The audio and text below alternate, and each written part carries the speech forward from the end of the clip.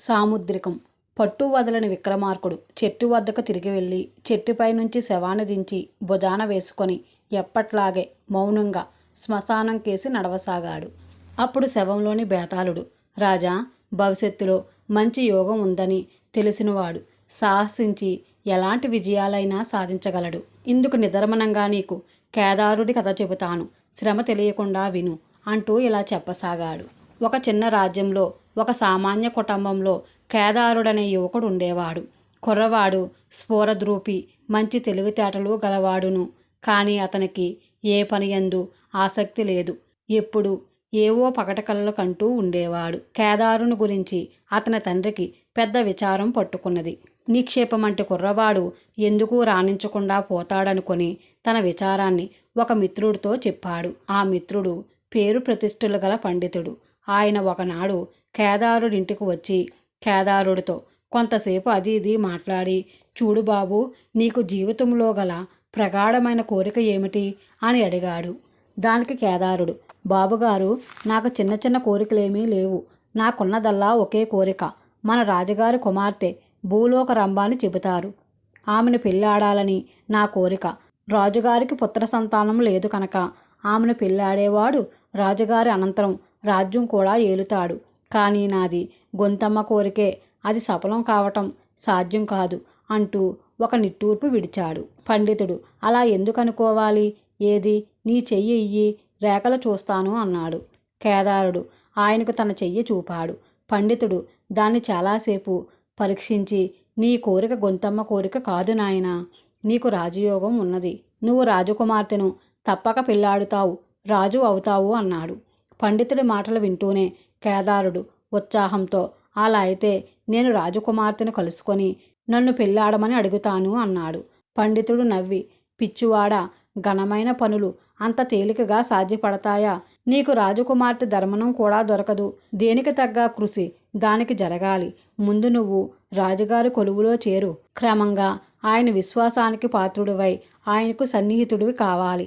ఆ తర్వాత రాజకుమార్తె మనసును ఎంతో శ్రమపడి నీ కేసు తిప్పుకోవాలి. ఎన్నో అడ్డంకులను దాటితే గాని నువ్వు రాజకుమార్తె మెడలో 3 ముళ్ళు వెయ్యలేవు.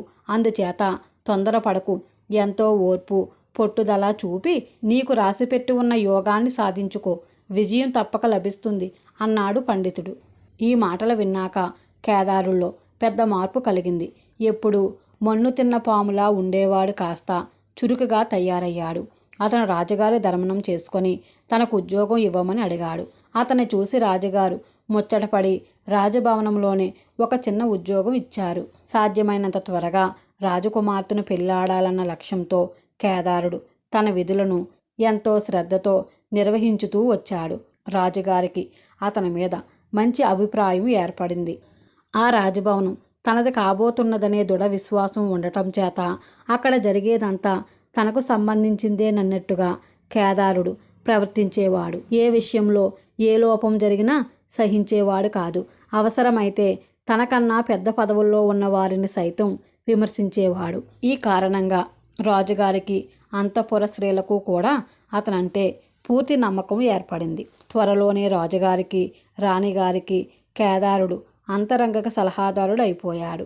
రాజకుమార్తెకు గల ప్రతి చిన్న అవసరాన్ని అతను తీర్చేవాడు. అతని విశ్వాసపాత్రుడే గాక అందగాడు, తెలివిగలవాడు కూడా కావటం చేత రాజకుమార్తెకు క్రమంగా అతని మీద అనురాగం కూడా పుట్టుకు రాసాగింది. అతనికి తన సమస్యలు చెప్పి అతని సలహా తెలుసుకోవడం ఆమెకి ఎంతో తృప్తినిచ్చేది. రాజకుమార్తెకు వివాహం తలపెట్టి అనేక సంబంధాలు ఆలోచించారు. కానీ ఆమె మనసుకు వాళ్ళందరికన్నా కేదారుడే యోగ్యుడనిపించింది. ఆమె కేదారుణ్ణి పెళ్ళాడడానికి సిద్ధంగా ఉన్నదని తెలియగానే రాజు అభ్యంతరం చెప్పక వాళ్ళిద్దరికీ పెళ్లి చేసేశాడు. ఆ భార్యాభర్తల అన్యోన్యం చూసి అందరూ రాజుగారి నిర్ణయాన్ని అభినందించారు. కేదారుడు ఇప్పుడు రాజకార్యాలన్నీ మామగారి సహాయంతో నేర్చుకోసాగాడు.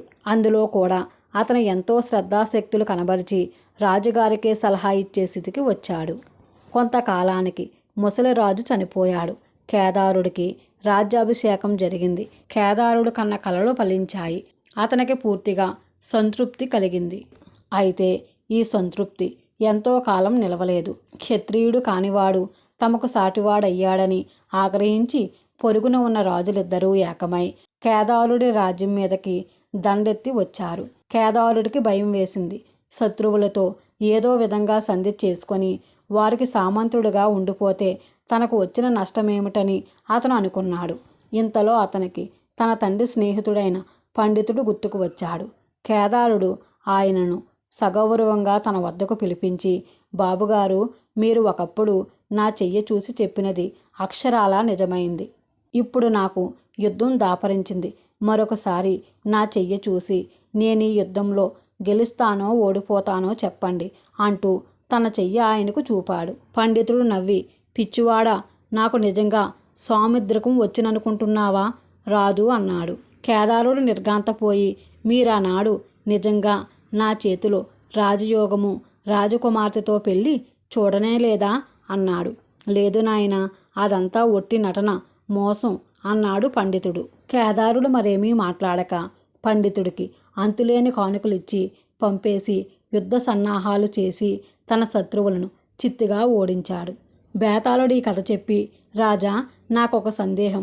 పండితుడు తనకు హస్త సాముద్రికం తెలిసినట్టు ఎందుకు బొంకాడు? కేదారుడు తాను రాజకుమార్తెను పెళ్లాడినప్పుడు, రాజైనప్పుడు కూడా ఆ పండితుడిని సన్మానించక, ఆయన తనతో చెప్పిందంతా ఒట్టి మాటలని తెలిసినాక ఎందుకు ఘనంగా సత్కరించాడు? శత్రువులతో యుద్ధం చేయటానికి జంకినవాడు ఏ ధైర్యంతో యుద్ధ సన్నాహం చేసి శత్రువులను జయించగలిగాడు? ఈ ప్రశ్నలకు సమాధానం తెలిసి కూడా చెప్పకపోయావో నీ తల బద్దలవుతుంది అన్నాడు.